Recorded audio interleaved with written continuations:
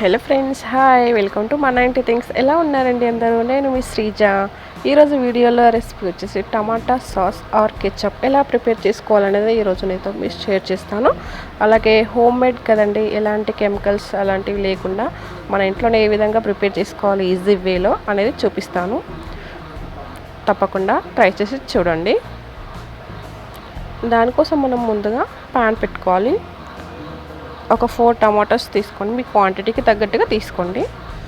వాటిని చిన్నగా కట్ చేసుకొని వాటర్ వేసుకొని బాయిల్ చేసుకోవాలి. వీటిని ఒకసారి బాయిల్ అయిన తర్వాత ఒక 2 మినిట్స్ తర్వాత మూత తీసిన తర్వాత ఇందులోకి మనం ఒక హాఫ్ స్పూన్ షుగర్, అలాగే హాఫ్ స్పూన్ సాల్ట్, అలాగే హాఫ్ స్పూన్ కారం, ఈ మూడింటిని యాడ్ చేసుకొని ఒకసారి కలుపుకోండి. వీటిని ఆ వాటర్ అంతా దగ్గరికి వచ్చే వరకు మరిగించుకోవాలి. మనం దీన్ని ఇలా ఈ విధంగా వీడియోలో చూపిస్తున్న విధంగా మొత్తం దగ్గర పడాలి. అప్పుడే మనకు పేస్ట్ అనేది చాలా బాగా వస్తుంది. వీటన్ని చల్లార్చుకున్నాక ఒక మిక్సీలోకి తీసుకోవాలి. వాటిని మిక్స్ చేసుకుందాం. ఇప్పుడు మిక్సీ చేసుకున్న తర్వాత మనం ఒక బౌల్లోకి తీసుకుందాం. ఫిల్టర్ చేసుకుందాము. ఏమైనా తొక్కలు కానీ అలాగే టమాటా సీడ్స్ అవన్నీ రాకుండా మనం ఫిల్టర్ చేసుకోవాలి.